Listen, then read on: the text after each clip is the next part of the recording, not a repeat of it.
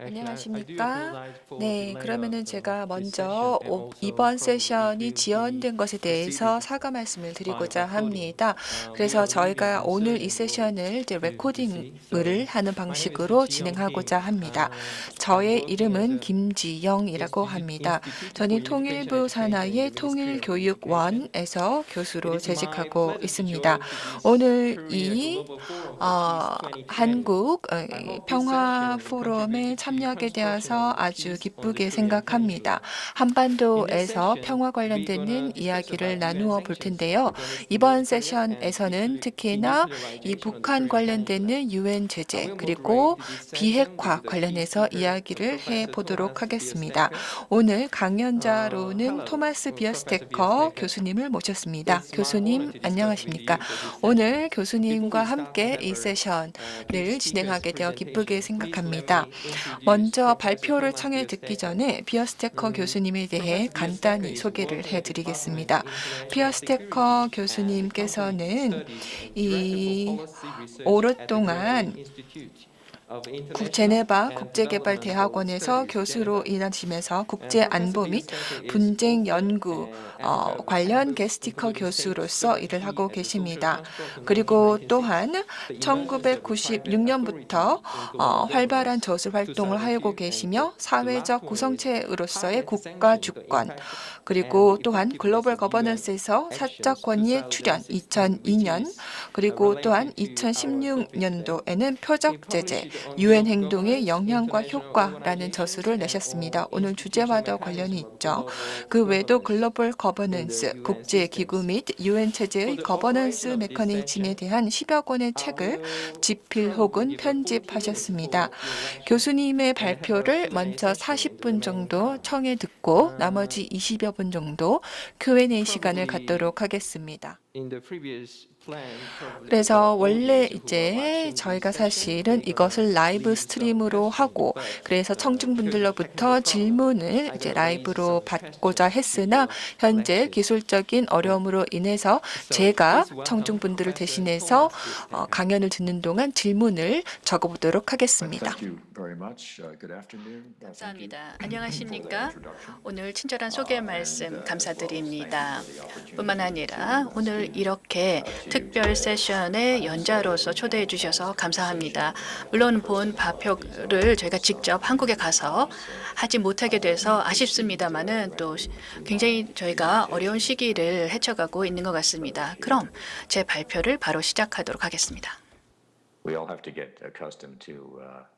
저희 모두 어떻게 보면 이런 불확실적인 시대 또 비이상적인 시대에 적응이 좀 필요한 것 같습니다. 그럼 오늘 제가 여러분들께 말씀드리고자 하는 것은 이렇게 제재 완화와 한반도 비핵화를 어떻게 연계시킬 것인지 말씀드리는 것인데요.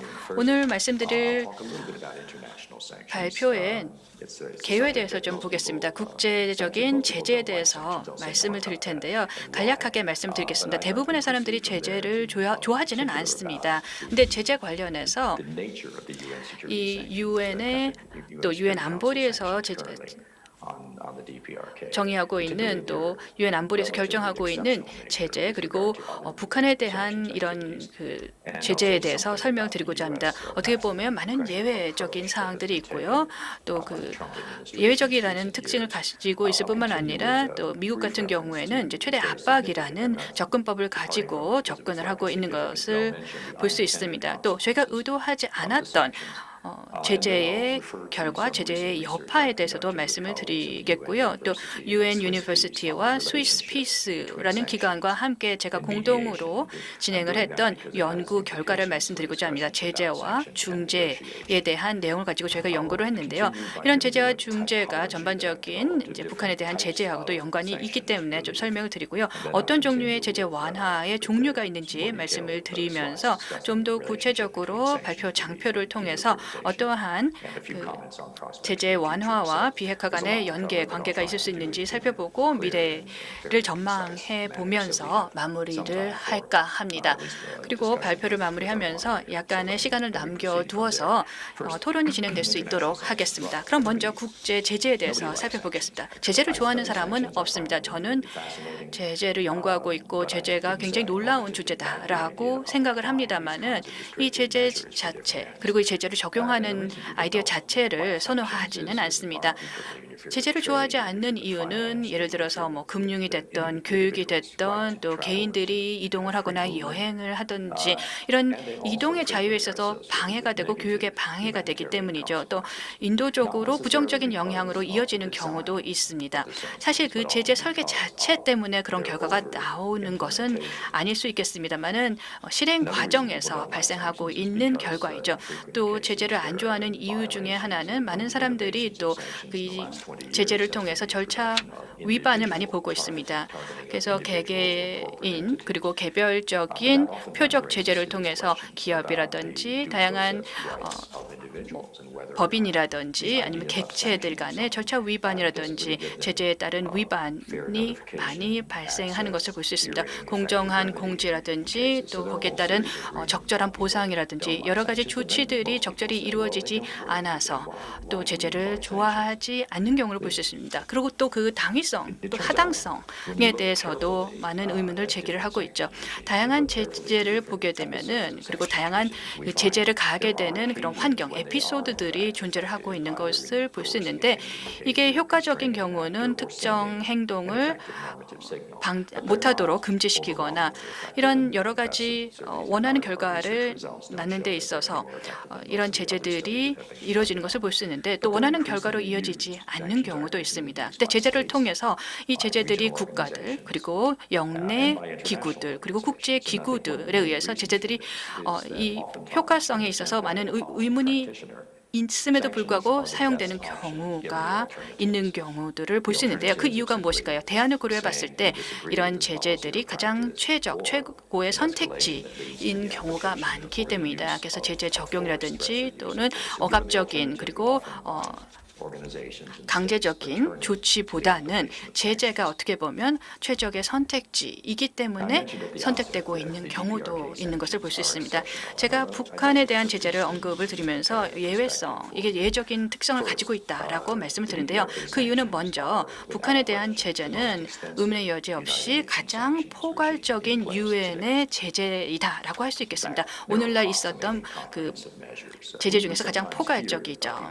많은 사람들이 포괄적인 제재들이 있다라고 많이 언급을 하고 있지만 실제로 들여다보게 되면 포괄적이지 않은 경우가 있는데요.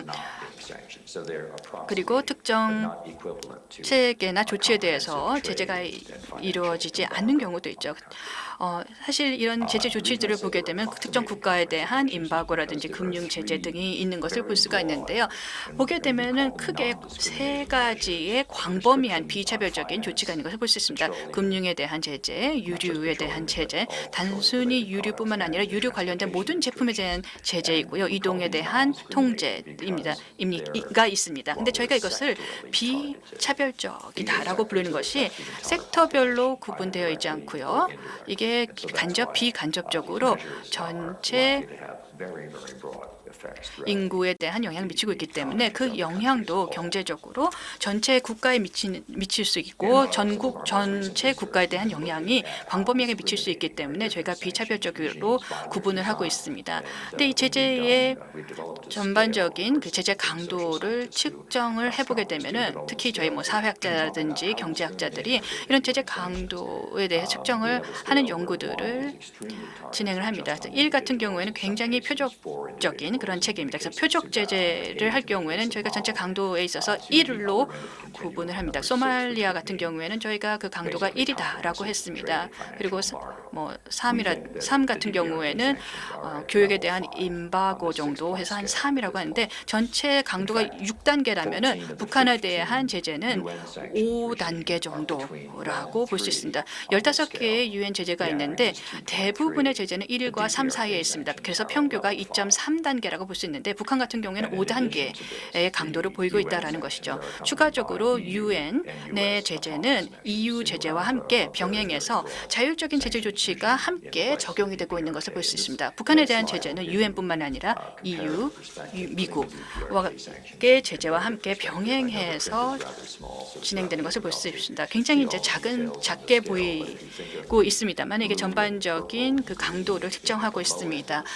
파란색, 빨간색, 보라색들이 있는데 이 아래에 있는 것이 1단계, 2단계, 3단계 즉 전체 강도가 낮은 것입니다. 그리고 좌로 갈수록 강도가 높아지는 것을 볼 수 있는데요. 15개 지금 현재 진행 중인 제재 중에서 거의 대부분의 제재가 1에서 3 사이에 있는 것을 볼 수 있고요. 북한 같은 경우는 예외적으로 이렇게 보라색, 초록색 그리고 오렌지까지 색깔들이 변하면서 굉장히 광범위한 제재로 발전을 하고 있고 그 제재 강도가 굉장히 높은 것을 볼 수 있습니다. 그런 측면에서 굉장히 예외적으로 제재 강도가 높다라고 볼 수 있겠고요.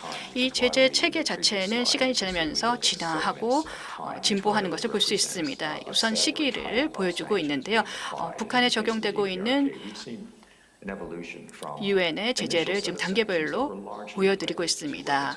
이 대부분의 제재를 보게 되면 대량 살상 무기 WMD하고 관련된 것을 볼 수 있죠. 2006년, 2012년간에 관련돼서 제재가 가해졌습니다.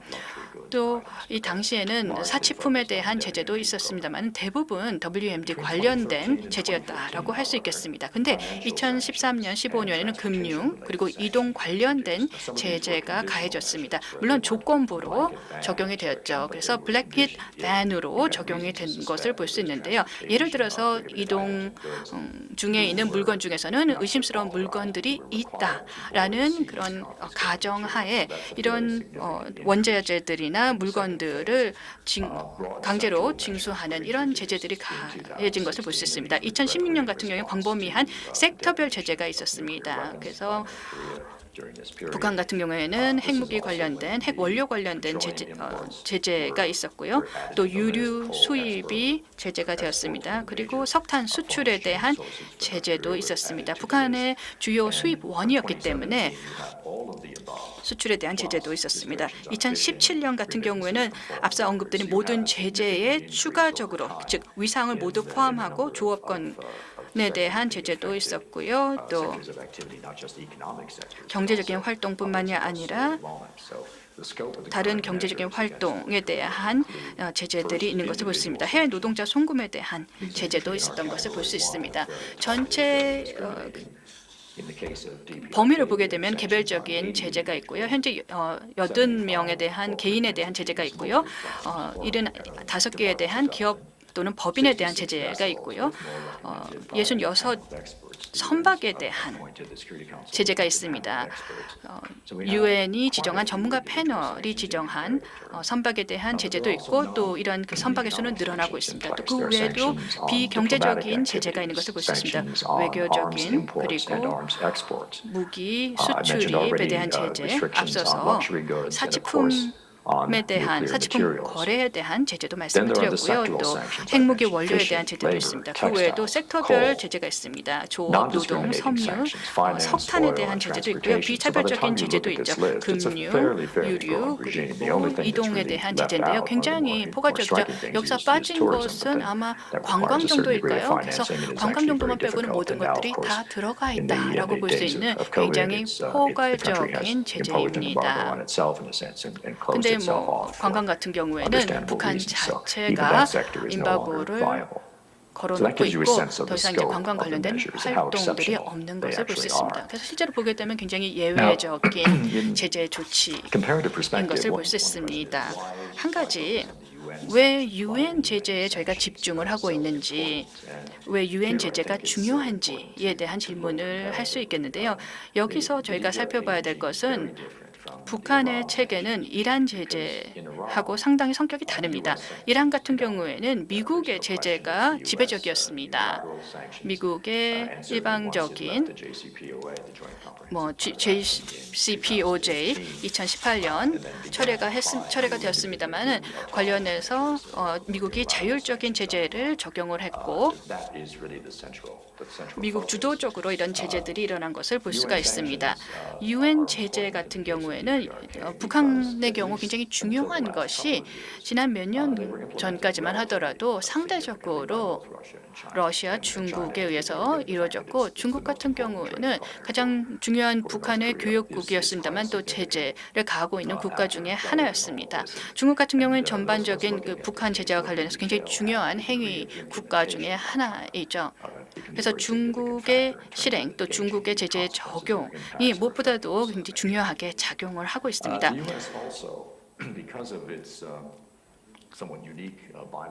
미국 같은 경우에는 양자 간 협상이 굉장히 고위급에서 이루어지고 있는데요. 미국 같은 경우에는 미국 관할권 외부 지역에 대한 금융기관의 제재는 하고 있지 않은 것을 볼 수 있습니다. 역외 적용이 이루어지지 않고 있는 것이죠. 예를 들어서 유럽의 금융기관에 대해서는 제재를 하지 않는 것이죠. 적어도 북한 같은 경우에 북한에 대해서는 적용을 하지 않고 있고요. 그러나 미국 같은 경우에는 최대 압박을 가하고 있다라고 언급을 하고 있습니다. 그런데 이 미국의 최대 압박이 한계에 도달했다라고 생각을 하는 것이 UN 내에서도 합의가 즉 안보리 내에서도 합의가 불발되고 있는 것을 보더라도 한계에 도달했다라고 보여지고 있고요. 지난 12월 러시아와 중국 같은 경우 어느 정도 북한에 대한 제재 완화를 승인하는 결의안에 참여한 바 있습니다. 그래서 이런 합의는 깨지고 있는 것으로 보여지고 있습니다. 미국의 이런 최대 압박에 대한 입지는 지금 어느 정도 약해지고 있다라고 보여집니다. 그렇기 때문에 유엔의 제재가 좀 중요하게 언급이 되고 있는 것이고요. 그럼 미국의 최대 압박 접근법에 대해서 좀 보게 되면은요, 어떠한 내용들이 들어가 있는지 제가 가장 먼저 강조하고 싶은 것은 2016에서부터 2017년 같은 경우에는 미국이 중국과 함께 주요 의사결정권 국가였습니다. 즉 어떻게 보면 펜대를 중국과 함께 굴리는 굉장히 주요 국가였었죠. 저도 항상 뭔가 강조를 할 때 이렇게 펜을 드는데요. 결의안에 어떤 내용들을 반영을 할 때 중요한 내용들을 국가별로 반영을 하고 있는데 UN 제재에 있어서 가장 중요하게 이렇게 영향력을 발휘하고 있는 국가들이 세 개 국가가 있습니다. 미국, 프랑스 그리고 영국입니다. 소위 이 P3들이 펜홀더 이렇게 결의안에 사인을 하는 중요 국가로서 자리 잡고 있는 것을 볼 수 있는데요. 그런데 미국이 중국과 함께 공동 펜홀더로 올라가게 된 것이죠. 그래서 2016년 그리고 2017년 중국이 또 중요한 역할을 제재에 있어서 하게 됩니다. 미국 같은 경우에는 추가적인 조치를 하고 있는 것을 볼 수 있습니다. 유엔을 넘어서서 또 미국만의 일방적인 제재들을 하고 있는 것을 볼 수 있죠. 이를 통해서 그래서 치외법권을 주장하고 또 미국의 이런 일방적인 조치에 대한 제재를 통해서 미국은 2차적인 제재를 적용을 합니다. 예를 들어서 과중한 벌금을 부과한다든지 기업에 대한 벌금이 되겠죠. 이를 통해서 미국은 벌금을 부과를 할 수 있게 되겠고요. 또 사실 세계의 주요 통화를 보게 되면 아직까지도 달러가 지배적이기 때문에 이런 달러에 대한 의존성 그리고 미국 시장에 대한 접근성을 통해서 이런 2차적인 제재를 적용을 할 수 있는 것이고요. 또 프랑스 같은 경우에는 900억 불에 달하는 벌금을 부과를 했던 경험이 있습니다. 이를 통해서 이 거래 어떤 특정 거래가 북한과 관련이 있는 것으로 느껴지게 되면 리스크가 있기 때문에 제재를 받을 수 있고 과징금을 부과받을 수 있기 때문에 이런 의심스러운 거래에 대해서 북한이 100% 개입되어 있는지 확인되지 않더라도 리스크 방지 차원에서 거래에 참여하지 않고 있는 또 거래를 방지하는 효과들을 유발하고 있는 것을 볼 수 있습니다. 이게 바로 광범위한 제재를 통해서 얻고 있는 효과이기도 하고요. 미국 같은 경우는 이런 최대 압박을 통해서 개별적인 제재를 전 세계적인 글로벌 스케일로 적용할 수 있는 배경이 되기도 합니다. 물론 이러한 일련의 과정을 통해서 의도하지 않은 인도적인 부정적인 영향으로 이어지는 경우도 볼 수 있습니다. 미국의 유엔에서 특히 이런 코로나 바이러스 관련해서 위기를 겪고 있는 것을 볼 수 있고요. 또 인도주의적인 활동들이 충분히 일어나지 않고 있는 것들을 보고 있습니다. 그 외에도 다른 정책적인 실행을 원활하게 이루어지지 않게 하는 이런 부정적인 영향도 있죠. 의도하지 않았던 비인도적인 효과로 이어지고 있는 것을 볼 수 있습니다. 이런 포괄적인 제재 같은 경우에는 1999년 이라크에서도 저희가 목도를 했었었죠. 많은 또 비효율성이 발생을 하는 것을 볼 수 있습니다. 이런 제재를 통해서 전적으로 제재에 따른 결과는 아니지만 제재를 통해서 정책 실행에 있어서의 제한이 있는 것을 볼 수 있겠고요. 식량 위기도 북한에 있었던 것을 볼 수 있고요. 또 비료라든지 또는 작황을 늘리는 데 제한이 있었던 것을 볼 수 있고요. 또 코로나19 팬데믹 관련해서도 위기가 가중된 것을 볼 수 있고요. 뿐만 아니라 실제로 북한에 진출되어 있는 유엔 기구들도 많은 어려움들이 있는 것을 볼 수 있습니다. 유엔 멤버인 이런 기구들도 실제로 금융 제재 때문에 활동에 제한이 발생을 해서 유엔 관련돼서도 구호단체의 지원을 위한 문제 해결에 고심을 하고 있는 것으로 알고 있습니다. 그래서 실제로 현금을 들고 전달하는 전달자들이 있는 것을 볼 수 있습니다. 그래야지만 또 원활하게 이런 자금을 제공을 할 수 있기 때문인데 이게 저희가 의도했던 결과는 아닐 것입니다. 그래서 제재로 인해서 다른 분야가 또 부정적인 영향을 받고 있는 것을 볼 수 있습니다. 네, 죄송합니다. 그럼에도 불구하고 이제는 유엔 제재의 잠재성에 대해서 말씀드리겠습니다. 어떻게 보면은 좀 모순적인데요. 제재라는 것이 잠재적으로 어떤 문제 해결의 방편이 될 수 있지 않을까? 문제를 더 야기한다기보다는 분쟁 해결의 방편이 될 수 있지 않을까에 대해서 이야기를 해보겠습니다. 근데 통상적으로 제재라는 것은 어떤 벌처럼 여겨집니다. 그런데 사실은 아닙니다. 마치 제재가 어떤 벌처럼 인식이 될 수는 있지만 제재로 인해서 예를 들어서 이 대량 살상 무기의 확산이 방지될 수도 있고요. 또 현재 지금 발생하고 있는 분쟁이 다른 지역으로 확산되는 것을 방지할 수 있습니다. 그래서 그런 면에서는 분쟁 해결의 도구 역할도 될 수 있는 것이죠. 그래서 어떻게 보면은 어떤 벌으로 인식이 될 수는 있으나 실제로는 예방적인 행동이라는 것입니다. 그리고 또한 물론 협상이나 외교의 어떤 운신의 폭을 주진 않습니다만은 그러나 이 제재라는 것은 이 언어와 전쟁 사이 어느 중간에 존재를 하고 있습니다. 그리고 제재만 별도로 사용된 적은 결코 없습니다. 제재만 사용되는 법은 없습니다. 제재는 다른 조치와 함께 조합되어서 사용이 되고 가장 흔하게는 중재나 협상과 더불어서 제재가 사용이 됩니다. 있습니다. 거의 90% 이상의 경우 제재가 적용될 때에는 동시에 중재나 협상도 진행이 됩니다. 그래서 한편에서는 대화를 지속을 하면서 다른 한편에서는 제재를 부과를 하는 것입니다. 그래서 유엔이 되었던 아니면은 이 경우 같은 경우에는 이제 한반도에서 그 육자회담이 되겠죠. 그래서 육자회담을 통해서 협상을 했었습니다. 그래서 이 육자회담이라는 이 주요 이해관계자들이 있습니다. 몇 년 전에 제가 프로젝트를 시작을 했습니다. 유엔 대학의 이 Center for Policy에 계시는 분과 함께 이 연구를 했었는데요. 이 Sanctions and Mediation Project, 즉 제재와 중재 프로젝트, SMP 프로젝트입니다. 그래서 이 프로젝트에서 유엔 제재와 그리고 유엔 협상과 혹은 유엔이 주체가 된 협상사에서의 관계를 살펴봤는데요. 저희가 굉장히 혼합된 결과를 볼 수가 있었습니다.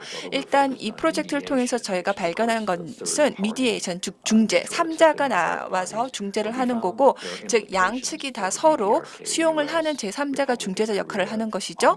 그래서 북한과 그리고 또 한국도 여기도 포함이 되어서 뭐 다자적인 협상을 한 것이 한 예가 될 수가 있겠습니다. 그래서 북한과 한국뿐만 아니라 미국까지 이렇게 같이 다자적인 협상을 하는 것이죠. 그래서 저희의 이번 연구를 했더니 이 미디에이션, 중재와 함께 제재를 하는 것을 봤더니 일단은 이 공정성이 중요하다라는 것을 저희가 볼 수가 있었습니다. 중재 역할을 하는 사람들은 이 제재 조치와 어느 정도 거리를 둬야 된다라는 것이죠. 그리고 공평성을 유지해야 된다라는 것입니다. 그래서 중재자 입장에서는 이렇게 굉장히 제한적이고 때로는 강압적이게 한 제재 조치에 대해서 거리두기를 할 필요가 있다라는 것입니다. 예멘의 경우를 보면은 제재가 굉장히 또 복잡해질 수 있습니다. 즉 유엔을 통해서 이 예멘 관련 당사자들이 이 협상을 하는 과정에 제재를 후디 쪽에다가 부과를 했었습니다. 그래서 그 중재의 일방에 대해서 제재를 했었던 것이죠. 근데 동시에 또 전쟁도 계속 진행 중이었습니다. 그래서 제재를 부과를 하게 되면은 이 중재가 복잡해질 수 있습니다. 그렇지만은 또 제재를 통해서 어떤 협상과 중재가 상호 보완적으로 같이 가는 경우도 있습니다. 분명히요. 그래서 중재자들이 어떨 때는 유엔 이사회 안전보장 이사회로부터 결정을 더 많이 받아올 수 있다던가 이런 식으로 제재를 활용할 수가 있는 것이죠. 그래서 사실 그 외교에서 강압이라는 단어나 혹은 강압적인 조치들을 사용하기를 원하지 않습니다. 그렇지만은 때로는 이런 제재가 효과를 발휘할 수가 있다는 거죠. 사실 1년 전에 저희가 2019년에 이런 보고서를 발간을 했습니다. 그래서 U.S. Sanctions and Mediation이라고 하는 보고서를 냈습니다. 그래서 저희가 이런 프로젝트를 했었고요. 이 제재와 또 제재 완화 이것을 어떤 중재뿐만 아니라 협상의 노력의 일환으로서 사용할 수 있지 않을까, 한반도에도 적용해 볼 수 있지 않을까라고 생각을 해봤습니다. 그러면은 어떤 제재를 더 추구한다라던가 혹은 최대 압박을 한다라는 것보다는 제재를 완화하는 것을 하나의 어떤 좀 생산적인 정책 도구로 사용할 수 있지 않을까에 대해서 말씀을 드리겠습니다. 사실 이 제재와 그리고 또 중재 관련해서 저희가 역사적으로 많은 경험과 또 연구를 했습니다. 주로 유엔 제재인데요. 그런데 이런 제재를 중단했을 때 서스펜션입니다. 그러니까는 제재를 완전히 철폐하는 리프팅이 아니라 서스펜션을 했을 때는 잠정적으로 중단을 했을 때는 이 교착 상태에 빠진 대화가 풀릴 수 있다라는 것이죠. 예를 들어서 리비아 같은 경우에서는 90년대에 리비아가 테러리즘을 국가 수준에서 후원하고 있다라고 비난을 받았고요. 그래서 스코틀랜드나 아니면은 이런 여러 지역에서 이 비행기가 추락하는 사고에 대해서 리비아가 비난을 받았습니다. 그리고 이 헤이그에서 재판을 받은 정도 있고요. 그리고 리비아에서 그런데 그때 당시에 특히나 석유 관련되는 제재를 완화를 했었더니 2003년부터 2003년에 이제 완화를 했습니다. 제재 부과는 90년대부터 시작이 되었었고요. 그래서 이렇게 한편으로는 법원 소송이 진행이 되면서 제재를 완화를 해본 적이 있었고요. 그리고 또 실제 과거 유고슬라비아에서도 밀로세비치가 데이튼으로 가겠다라고 합의를 한 적이 있습니다. 그래서 그렇게 합의를 하면서 데이튼 협약이라고 하는데 이 합의를 하면서 이 미국 입장에서 세르비아, 몬테네그로에 대해서 이 석유 임바고를 걸었던 것을 풀어주었습니다. 그렇게 했더니 나중에 밀로세비치가 데이튼으로 가겠다라고 합의를 하고 법정에 서게 되었습니다. 그리고 아프가니스탄 같은 경우도 헤크마티아라와 또 탈리반 같은 경우에도 약속을 했죠. 그래서 일부 개인들이 이 제재 대상에서 지정 해제를 할 것이다, 해줄 것이다라고 그런 이제 약속을 받고 그래서 이제 아프가니스탄에 대해서 이 헤크마트하고 탈리반 사이에서 서로 협상을 했습니다. 그런데 실제로 지정 해제, 제재 대상에서 딜리스팅을 해준 것은 아니었고 이런 행동을 하면은 그러면은 지정을 해제를 해주겠다라고 약속을 했던 것입니다. 그것도 효과가 있었던 것이죠. 그래서 이렇게 물론 많은 도전 과제는 있습니다. 이란 같은 경우에도 만약에 보시면은 JCPOA 같은 경우에서 봤을 때 이 UN 제재 체제에 대해서 아직도 사실 UN의 제한적인 조치를 받고 있습니다. 그런데 이 이란의 이런 제재 같은 경우에는 여러 단계를 거쳐서 이제 제재를 부과를 하고 또 제재를 완화를 한다라는 것이 굉장히 중요했던 것 같습니다. 그게 바로 JCPOA가 가능했던 요인이었던 것 같기도 합니다. 물론 제재가 항상 어떤 장애만 되는 것은 아닙니다. 분명히 제재가 분쟁 해결의 잠재적인 도구가 될 수 있고 한반도에서도 그렇게 될 여력이 있다라고 생각합니다. 그리고 또 UN 제재를 물론 필요하다라고 하면은 단계를 더 수위를 더 높일 수도 있습니다. 과거에도 그렇게 했던 바가 있습니다. 그럼 이제 제재와 협상, 바게닝에 대해서 한번 이야기를 해보겠습니다. 어떨 때는 이제 정책 집행자들이 제재를 협상의 하나의 수단으로 생각을 하기도 하지만 일단 제재 자체만으로는 어떤 최종적인 목표가 되지는 못합니다. 보통 굉장히 협상의 도구로서 압박 수단보다는 협상의 도구로서 제재가 더 효과가 있을 수 있습니다. 그리고 또 제재는 초기에 부과하는 것보다 어떤 일정 기간 동안 중단을 하는 것이 더 효과적입니다. 그래서 물론 또 제재를 중단을 하게 되면 일시적으로 중지를 하게 된다면 굉장히 강력한 상징적인 의미도 줄 수 있습니다. 그래서 제가 생각하기에는 이렇게 굉장히 잘 조정된 일종의 맞교환된 전략을 이용을 해서 그래서 상대방이 이런 것들을 하면 이렇게 해주겠다라는 전략을 짜게 되면은 굉장히 유연하게 제재를 적용할 수 있으면서 협상 도구로 쓸 수 있다라고 생각합니다. 그래서 북한의 같은 경우는 굉장히 실질적인 어떤 비핵화 조치를 해준다라고 하면은 이렇게 완화를 해주겠다라고 전략을 짜볼 수가 있다라고 생각합니다. 그러면은 먼저 우선 여러 유형의 제재 완화들이 있습니다. 그래서 우리가 복잡한 환경에 적용할 수 있는 제재 완화의 유형들은 다양하게 있는데요. 그래서 여기에 대해서 한번 말씀을 드리고자 합니다. 첫 번째로 우리가 할 수 있는 것은 제재를 아예 다 철폐하는 것은 아닙니다. 제재 리프팅이라고 하는데 이것을 처음부터 해야 된다라고 제가 말씀을 드린 것이 아닙니다. 일단은 비구속적인 방식으로 말을 하는 거죠. 예를 들어서 미국 같은 경우 우리가 최대 압박을 이제 더 이상 추진하지 않겠다라고 말을 하는 것이죠. 우리는 더 이상 금융기관에 대해서 어떤 제재를 하지 않겠다. 혹은 우리가 이제 더 이상 이런 것들은 안 하겠다라고 자발적으로 완화를 해주는 것이죠. 또 이것은 여러 개의 소스로부터 나올 수가 있습니다. 이게 첫 번째 단계고요. 두 번째 단계로는 이제 어떤 조치들이 있을 수가 있겠죠. 이미 취해진 조치들이 있겠습니다. 예를 들어서 지금 코로나 사태인 것을 감안을 해서 코비드19 관련되는 어떤 예외적인 조항을 허락을 해주는 것입니다. 그래서 그 어떤 국가라도 예를 들어서 이떤 팬데믹을 제대로 방역하지 않는 국가 같은 경우는 다른 국가에도 위험이 될 수가 있겠죠. 그래서 어떤 예를 들어 인도주의적인 지원 같은 것을 이런 코로나와 함께 연계시켜서 진행해 볼 수가 있는 것입니다. 북한은 사실 체제에서도 좀 독특합니다. 왜냐하면은 상한 조정이 가능하기 때문입니다. 그리고 보통 어떤 섹터별에 대해서 금지를 하는데 상한을 도입을 하는 경우가 있습니다. 즉, 이 원유 수입 같은 경우도 어느 정도의 양은 수입을 할 수가 있고 석탄도 어느 정도의 양은 수출할 수 있고 이러한 상한이 정해져 있는 게 또 이 대북 제재의 독특함입니다. 이런 상한을 또 조정하는 것을 하나의 제재 완화 유형으로 활용을 해볼 수가 있는 것이죠.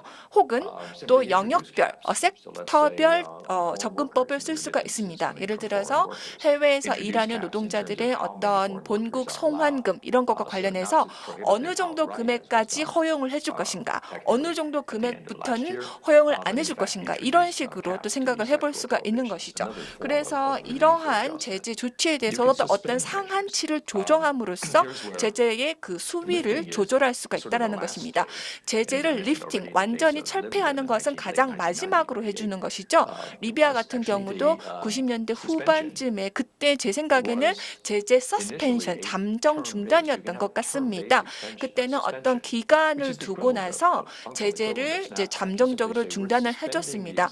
그래서 기존의 제재 조치를 1년 동안 우리가 유예를 해주겠다라고 했던 것이죠. 그러나 1년 이후에 다시 제재가 회복될 수 있다라고 말을 했던 것입니다. 그렇게 특정한 기간 동안, 텀 동안 정해놓고 제재를 어느 정도 완화해 줄 수가 있는 것입니다. 이것을 개방형 오픈엔디드 방식이라고 하는데요. 이렇게도 한번 접근해 볼 수가 있는 것입니다. 그래서 제재를 잠정적으로 유예를 해줄 때도 여러 가지 방법들이 있을 수가 있습니다. 그 다음에 또 디리스팅이 있죠. 바로 이 제재 대상으로 지정된 개인이라던가 가족이라던가 단체 이런 것들에 대해서 제재 대상에서 지정 해제를 해주는 것입니다. 그래서 물론 한꺼번에 모든 섹터에 대해서 제재를 다 푸는 것이 아니라 하나 섹터별로 차례대로 이렇게 한번 조금씩 잠정적으로 완화하는 것을 생각해 볼 수 있다는 것입니다. 한반도 같은 경우를 생각을 해보자면 다양한 종류의 제재 완화가 있을 수가 있고요. 그리고 또 아까 제가 말씀드린 것처럼 다양한 유형의 제재도 부과할 수가 있습니다. 사실 우리가 제재 관련해서 사용해 볼 수 있는 가능성은 굉장히 많고요. 우리가 아까 말씀드린 그 맞교환 전략도 어떻게 짤 수 있는지 가능성이 굉장히 많이 있습니다. 대부분의 제재 체제에서는 보통 어떤 여행 금지라던가 뭐 무기 관련되는 뭐 임바고 이런 것들이 많습니다. 그래서 어떠한 생션의 범위뿐만 아니라 그 수위 조절도 하면서 다양한 식으로 제재 완화를 운영을 해볼 수가 있습니다. 그래서 이것을 협상과 한번 연계해서 사용해 볼 수도 있다라는 것입니다.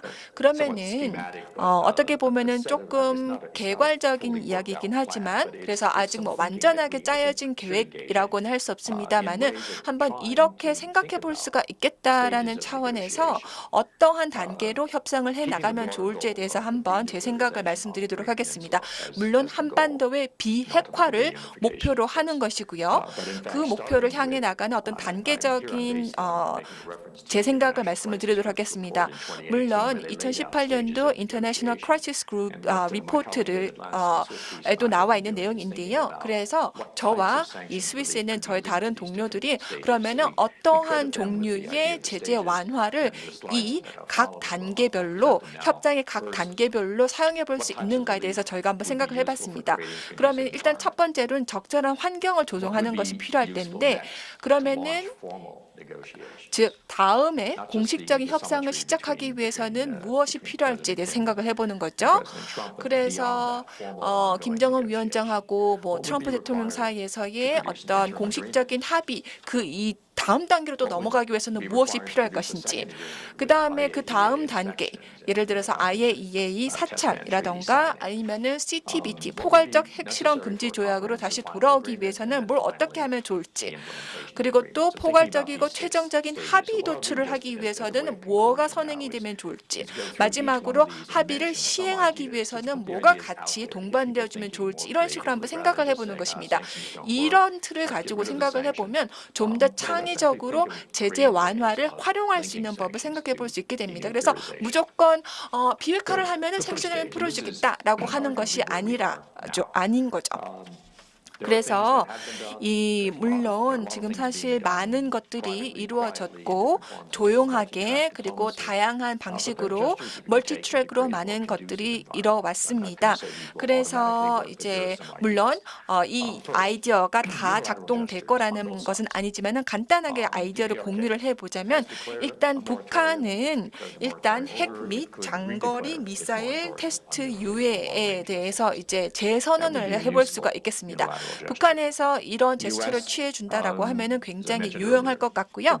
그다음에 미국 입장에서는 최대 압박 정책을 이제 종료하겠다라고 선언을 할 수 있겠습니다. 그래서 어떤 압박을 더 가함으로써 문제를 해결하고자 하는 태세를 좀 늦추는 모습을 보여주는 게 유용할 수가 있겠습니다. 물론 이러한 양쪽의 선언이 나오면은 행동도 뒤따라줘야 되겠죠. 그 다음으로서는 이제 비상시 이 코비드19 관련 여러 가지 구호 조치들을 실행해 볼 수가 있겠습니다. 그래서 어떤 필요한 여러 가지 물자라던가 이런 것들을 북한에 전달을 해주는 거죠. 모든 국가가 지금 현재 이 글로벌 팬데믹에 직면해 있습니다. 그 다음에 또 단계로서 어떤 인도주의적인 지원 단체를 위해서는 안전한 은행 채널을 열어주는 것입니다. 즉 이러한 인도주의적인 목적을 위해서 이러한 인도주의적 단체는 이러한 은행적인 채널을 사용하는 것을 허용한다라고 해주는 것이죠. 그래서 이 인도주의적인 지원 단체가 은행 채널을 활용하는 것을 허용을 해주는 것입니다. 그리고 또 이 북한으로 하여금 지역개발 은행 회의에 참관자로서 초대를 하는 것입니다. 그래서 다른 국가들은 이 지역에서 그러면은 어떤 것들을 하고 있는가 이런 것들을 북한 스스로 와서 한번 참관해 보게끔 하는 것이죠. 그래서 이러한 제스처들이 모두 다 가능하고 이러한 제스처들이 취해지면은 제가 생각하기에 협상을 하는데 많이 도움이 되리라 생각을 합니다.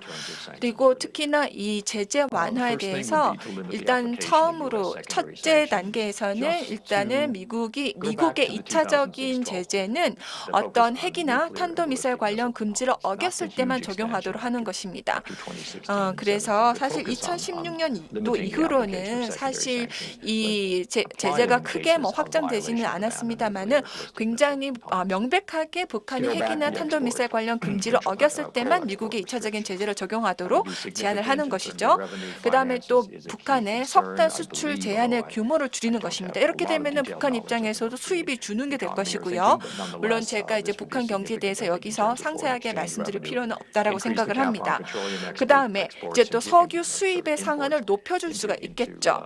그래서 북한이 수입할 수 있는 석유의 양을 이제 더 높게 허락을 해주는 것이고 그렇게 되면은 어떤 북한이 필요한 니즈를 가지고 그 니즈를 위해서 좀 선한 행동을 하게끔 동기부여를 해줄 수가 있겠습니다. 그다음에 또 분야별 조치를 일정 기간 동안은 중지해 주는 것도 한번 도입해 볼 만하다라고 생각을 합니다. 작년에 이제 미국이 같은 경우 한 1년 정도 혹은 8개월 정도 길면 2년 정도까지 어떤 다른 제재 조치를 완화하겠다라고 논의를 한 바가 있습니다. 그리고 또 일부 금융적 완화를 제공해 볼 수가 있습니다. 그래서 수출입을 보다 원활하게 해줄 수가 있고요. 그다음에 또 이 미국과 유럽이 사실 이 JCPOA를 이란과 이제 사인을 했을 때 막판에서 뭘 했었느냐 하면 새로운 제재를 더 이상 추가하지 않겠다라고 공개적으로 선언했었습니다. 그때 이제 미국이 오바마 행정부 시절이었는데요. 그렇게 공개적인 선언을 했습니다. 그로 인해서 공식적인 협상 시작이 원활해졌습니다. 좀 더 구체적으로 들어가면 들어갈수록 굉장히 추측성인 예상이 될 것입니다. 실제로 합의를 이루기까지는 이제 굉장히 많은 절차를 거쳐야 될 텐데요. CTBT를 서명하고 북한이 이제 실험을 중단하겠다라고 할 경우에는 군사적인 조치 완화를 할 수 있겠고요. 그리고 핵 분야를 벗어나서 선별적으로 제재 완화를 할 수도 있겠고요. 추가적인 제재 한계를 재정의를 할 수 있겠고요. 일시적인 중지도 가능하겠고요. 또 스포츠와 문화적인 제재는 중단할 수도 있겠습니다. 뿐만 아니라 북한에 대한 국제 기금 지원을 받는 것을 허용해 줄 수도 있을 것입니다. 1년 정도 임시 허용을 준다든지 아니면 가능하면 또 더 길게 장기간으로 완화시켜서 적용을 할 수도 있겠습니다. 그리고 단연간 인프라 관련된 인프라 개발 계획을 수립할 수도 있겠죠. 한국 같은 경우에는 또 이 경우 또 굉장히 적극적으로 참여할 것으로 예상이 됩니다. 또 뿐만 아니라 IAEA의 조사 사찰에 대한 참여 그리고 CTBT의 비준 등으로 연결될 수도 있겠습니다. 그럼 모든 제재를 중지하고 또 개방적인 중지를 통해서 모든 상품에 대한 제한을 완화시키고 또 선별적으로 일부 제재를 폐지하는 단계까지도 가능할 것으로 예상이 됩니다. 특히 또 이제 비핵화가 전적으로 이루어질 경우에는 저희가 오픈엔드 중지가 가능할 것이고요. 또 일부 핵 관련된 핵무기 관련된 지정을 저희가 완화시킬 수도 있겠고요. 또 외교적인 그리고 특정 이제 sektor 간의 섹터별 제재를 중지할 수 있겠고요. 또 금융 기술적인 지원을 제공을 할 수 있겠고요. 또 MWB이 적용했던 다양한 이제 재원들을 인프라 개발이라든지 다양한 분야로 적용을 할 수 있겠고 또 교육 관련된 교환 프로그램들을 확장을 할 수 있을 뿐만 아니라 추가적인 인프라 관련된 개발 지원도 가능할 것입니다. 또 전적으로 포괄적인 실행이 이루어지게 되면은 모든 비핵화 관련된 제재를 다 중지할 수 있겠고요. 또 핵 관련된 제재를 단계별로 완화시킬 수 있을 겁니다. 이란에서 JPCOA가 했던 그런 완화 과정이 될 것이고요. 또 일반 개별적인 제재를 중지하고 또 평화 협정을 체결할 수도 있겠고요. 또 외교적인 관계를 회복할 수 있겠습니다. 또 통일 같은 경우도 예측해 볼 수도 있겠죠. 그러나 사실 단계별로 접근을 하게 되면은 제재를 저희가 건설적으로 활용을 해서 공동의 목표를 전 세계적으로 달성을 하고 한반도의 비핵화를 달성할 수 있을 것이다라고 생각을 합니다. 제 결론은 굉장히 조율이 잘 된 그리고 신중한 접근법이 필요할 것이고요. 지속적인 조정이 필요할 것입니다. 하나의 스킴이 이 단계별로 제가 좀 말씀을 드렸습니다만은 이게 획일적으로 적용되는 것이 아니고 굉장히 많은 변수들이 있고 또 다양한 제재 완화의 종류들이 있습니다. 또 제재의 종류도 굉장히 많기 때문에 다양한 형태의 제재들을 생각해 볼 수가 있겠죠. 또 미국과 북한의 관계도 봐야 되겠고요. 또 한국, 대한민국의 입장도 고려를 해서 이런 여러 가지 역학들을 고려할 수 있어야 되겠습니다. 워싱턴에서 또 지금 미국에서 취하고 있는 최대 압박 전략은 이 한계에 도달하지 않았나 생각하고요. 또 노르웨이의 학자죠. 1960년대 노주야에 대한 이야기를 했었습니다. 그래서 제재에 대한 한계에 대해서 언급을 했었는데 이 제재에 대한 나이브 이론에 대해서 언급을 했었습니다. 즉 근본적으로 굉장히 제재에 대한 제재를 위한 제재, 굉장히 순진한 접근법이다, 순진한 이론이다라고 해서 이 나이프 티오리라는 것을 언급을 한 바 있는데 실제로 단계별로 저희가 이것을 구축하고 이끌어서 견인해 나아가서 그 우호적인 환경을 만들어내야 된다라고 생각을 합니다. 미국 같은 경우에는 현재 정치적인 불확실성이 굉장히 크죠. 아직 선거의 결과는 예측하기가 어렵습니다. 전 세계가 보고 있다라고 생각을 합니다. 그리고 이 결과를 기다리고 있죠. 그 결과에 따라서 다양한 방식으로 시사점이 클 것으로 보여집니다. 또 북한의 의지, 즉 대화 의지에 대한 불확실성도 존재하는 것이 사실입니다. 최근에 그 남북 연락소 폭파 사건이 있었죠. 그래서 대화에 대한 어떤 어려움으로 이어지지 않을까 생각을 했는데 이런 일들에 대해서는 저희가 준비하기 어려운 부분입니다. 이 조건들이 어떻게 변할지 어떤 방식으로 나아갈지 저희가 예측하기 어려운 부분입니다. 그래서 이런 부분들 조건에 대해서 고려를 해야 되겠고 여기까지 말씀드리고 마무리하겠습니다. 감사합니다. 네, 굉장히 포괄적이고 또 창의적인 발표 감사합니다. 네, 제가 우선 네 가지 포인트에 대해서 한번 짚어보고 싶은데요. 먼저 이 국제적인 제재의 특징과 규모에 대해서 이 북한 제재에 대해서 말씀을 주셨습니다. 특히나 설명을 해 주신 것이 지금 현재 북한 제재의 영역들을 보면은 개인 그리고 비경제적인 제재도 포함이 되어 있고 또 지금 현재 코비드19로 인해서 여러 인도주의적인 이슈 예를 들어 식량 부족 이런 것들도 발생하고 있다라고 말씀을 주셨고요. 또 세 번째 포인트로 교수님께서 언급하신 것이 이란과는 다르게 이란의 경우에는 이 최대 압박이라는 미국의 정책이 어느 정도 제한이 있었다. 왜냐하면 러시아나 중국과 컨설팅이 부족했다라고 말씀 주셨고요.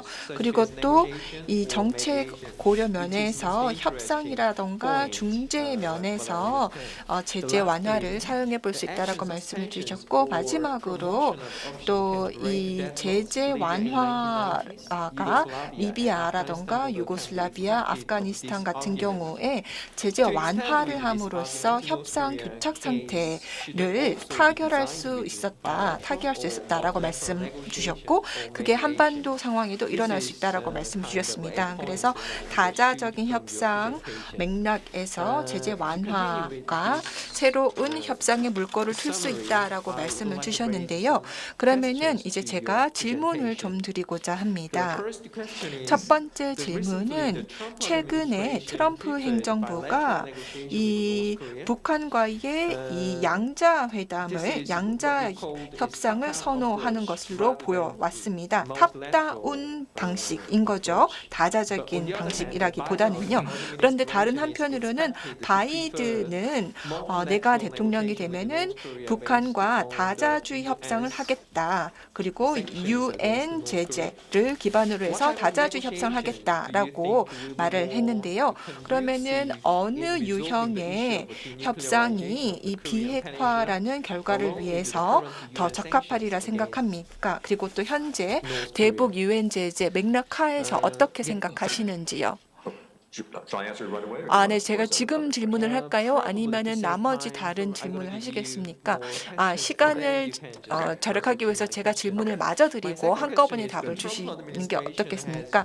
그리고 또 트럼프 행정부 같은 경우는 이 JCPOA를 철회를 했습니다. 그래서 EU 같은 경우는 프랑스나 독일 같은 경우는 하지만 여전히 이란과 얘기했던 그 액션 플랜을 유지하겠다라고 했는데요. 그래서 이렇게 미국의 참여에 대해서 어떻게 보십니까? 그래서 이 비핵화 협상 관련해서 특히 이란의 사례를 붙여봤을 때 이란의 사례가 북한의 비핵화 협상에 향후 어떤 영향을 줄 것이라고 생각을 하시는지요? 그다음에 마지막 질문은 교수님께서 말씀하시기를 이 제재가 완화가 되면 이 비핵화 효과를 낼 수 있고 그를 위해서는 사실 미국과 함께 이 UN 제재를 완화해 나간다는 양쪽의 합의가 있어야 된다라고 말씀을 하셨고 또 거기에는 이 영변 핵시설에 대한 사찰이 있어야 된다라고 말씀을 주셨습니다. 그래서 제재 완화가 그런 식으로 진행이 되어야 된다라고 저는 이해를 했던 것 같은데요. 그러면은 어떤 예를 혹시 제시해 주실 수 있겠습니까? 과거 경험에 비추어 봤을 때 어떤 사례에서 예를 들어서 북한의 비핵화 이슈와 닮았고 비핵화를 이뤄내는데 적절한 사례가 과거에서 있을까요? 네, 질문 감사합니다. 그리고 또 메인 포인트 요약해 주신 것도 감사합니다. 그러면 제가 답을 한번 해보도록 하겠습니다. 제가 말미에 불확실성에 대해서 언급을 드렸죠. 미국의 방향에 대해서는 굉장히 불확실성이 크다라고 말씀을 드릴 수 있겠습니다. 바이든 행정부 같은 경우에는 다자적인 접근법을 취할 것이다라고 생각합니다. 모든 문제에 있어서 그럴 것이다라고 예측을 해볼 수 있을 텐데요. 오바마 행정부에서 했을 때 했던 조치와 비슷할 것입니다. Comprehensive Plan of Action과 같은 이런 다자적인 접근법을 선호적으로 시도할 것입니다. 제네바에서 있었던 회의에서도 관련자들하고 이야기해 볼 수 있는 기회가 있었는데요. 사실 미국과 이란 간에 있었던 그런 제재 협상을 보게 되면은 굉장히 양자 간의 협의였습니다. 근데 미국이 2014년 협의에 있어서 굉장히 미국이 많이 참여를 했었고 2015년 JCPOA 협의로 이어졌죠. 그렇기 때문에 이런 일련의 경험을 보더라도 이런 미국 바이든 행정부 같은 경우에 이제 다자적인 접근법으로 갈 가능성이 높고 중국, 러시아 같은 경우에는 이미 이 결의안들을 자체적으로 도입해서 반영을 하고 발의하고 있습니다. 어떻게 보면 좀 순진하지 않나라는 그 생각도 듭니다만은 어떤 그 상대평의 합의 없이 그냥 일반적으로 이제 개별적으로 이런 결의안들을 올려놓고 있다라는 것이죠. 근데 뭐 육자 회담이라든지 이런 대안도 생각해 볼 수 있을 것 같습니다. 만약에 트럼프 대통령이 재당선이 되면 글쎄요, 뭐라고 말씀드려야 될지 모르겠습니다. 사실 전 세계가 지금 그 결과를 기다리고 있고 주목하고 있다라고 이야기를 할 수 있고요. 트럼프 대통령이 하나 잘한 게 있다면은 사실 그 의지는 굉장히 높이 평가할 만하다라고 생각을 합니다. 사실 강력한 의지를 가지고 1대1로 북한과 앉아서 김정은 위원장과 앉아서 대화를 시도했다라는 것 높이 평가하고 싶습니다. 그런 대범함 그리고 실제로 창의적으로 생각을 해서 접근을 하는 것은 높이 평가할 수 있다라고 생각합니다만은 사실 그 한계에 봉착했다라고 생각을 합니다. 그래서 그 아래 양쪽이 또 했어야 하는 것은 기술적인 내용, 어떤 구체적인 내용들을 다 고려를 했어야 되지 않을까 생각을 합니다. 그런 측면에서 봤을 때 이런 1대1 만남은 어떻게 보면 굉장히 그 리스크가 큰 과정이 아니었나라고 생각을 합니다만은 또 이 주제에 대해서 저희가 신중하게 또 심각하게 이야기할 수 있는 장이 마련되지 않았나 생각합니다. 미래를 예측해 보면 사실 어떻게 전개가 될 것인지 예측하기 어렵습니다만은 우선 뭐 다자 간, 양자 간 그 차이에 대해서만 간략하게 말씀을 드리고 가겠습니다. JCPOA 관련돼서 보면은 이 JCPOA가 미국 없이도 지속될 수 있을까라는 점에 있어서는 아니다라고 답을 드릴 수 있을 것 같습니다. 바이든 행정부 같은 경우에는 이런 Joint Comprehensive Plan of Action JCPOA로 다시 되돌아갈 것이다라고 얘기를 했고요. 또 북한 관련해서는 어떻게 전개될 것인가를 보게 되면 잠재력이 있다라고 보여집니다. 우선 뭐 JCPOA하고 직접 연결이 되어 있지는 않겠습니다만은 JCPOA 같은 경우에 다양한 뭐 완화 조치에 대해서 포괄적으로 다 포함하고 있지 않습니까? 그래서 이걸 이렇게 하면 그래서 이런 핵 수준을 이 정도 줄이게 되면은 이렇게 하겠다. 이게 한 120장으로 구성된 문서에 다 하나하나 일일이 쓰여져 있었습니다. 근데 북한 같은 경우에는 단계별로 뭐 협상을 하면서 이걸 해주면 저걸 하겠다라는 그런 방식으로 접근을 하지 않을까 생각합니다. JCPOA를 보게 되면은 실제로 ICTG 보고서에도 나와 있습니다만은 이런 내용들이 다 단계별로 담아 있지 않습니까? 그래서 JCPOA가 다시 회생이 된다면은 다시 들어온다면 이게 어떻게 보면 전 세계적으로 다시 저희가 던져야 되는 질문일 수도 있겠고요. 미국을 다시 저희가 신뢰할 수 있을까? 그리고 미국 계속해서 이것을 견인해갈 수 있을까에 대한 질문이 될 것 같습니다. 그래서 트럼프 행정부 같은 경우에는 미국의 입지를 전 세계적으로 구축하는 데 있어서 어떻게 보면 좀 재앙적이었다라고 할 수 있겠습니다만은 다시 미국이 그 입지를 회복할 수도 있을 것도 같습니다. 스냅백 관련해서 좀 말씀을 드리면 스냅백 정책 같은 경우에는 제가 뭐 브뤼셀 비롯해서 유럽에서도 이런 정책 관련된 활동을 많이 하고 있고 더 해야 된다라고 생각을 합니다만은 이 분석 결과를 보게 되면 유럽은 사실 어떻게 해야 될지 모르고 있다라는 것입니다. 미국이 사실 이 협의, 그러니까 스냅백 관련돼서는 철회하지 않았습니다. 미국은 빠지지 않았습니까? 그래서 실제로 이 스냅백을 심각하게 고려를 해서 앞으로 뭐 진행할 것인지에 대해서는 저희가 좀 봐야 됩니다. JCPOA와 스냅백 관련해서 특히 연결해서 보게 되면 미국이 특히 집중했던 것은 유럽은 그렇지 않았는데 스냅백을 하기 전에 저희가 분쟁 해결 결의안들을 봐야 됩니다. JCPOA 같은 경우에는 이런 그 분쟁 해결을 위한 내용들을 충분히 활용하지는 못하고 있습니다. 법적으로 굉장히 많은 내용들이 들어 있는데 그 단계를 건너뛴 거죠. 그래서 저희가 스냅백을 다시 재활성화시켜서 적용을 해야 된다라고 생각합니다.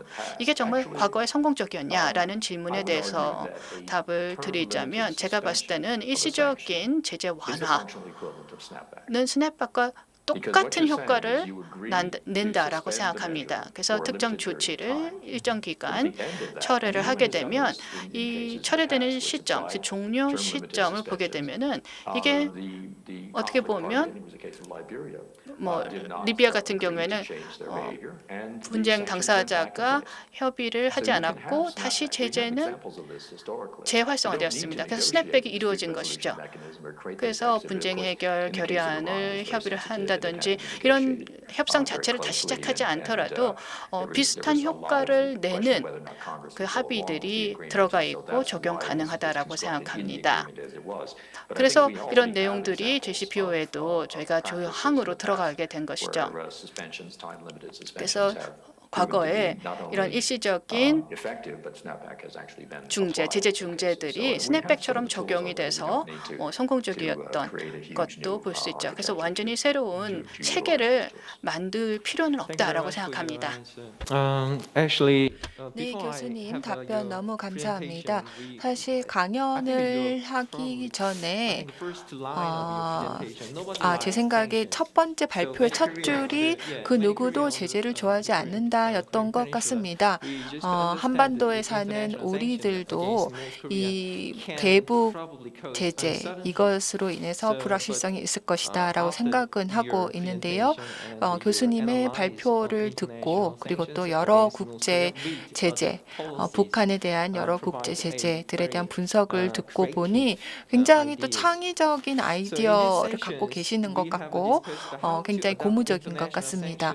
그래서 이 대북 국제적인 제재가 한반도의 비핵화와 또 평화를 위해서 지금 활용이 되고 있습니다. 그리고 이 제재에 대해서 토마스 비어스테거 교수님과 이야기를 나눠봤는데요.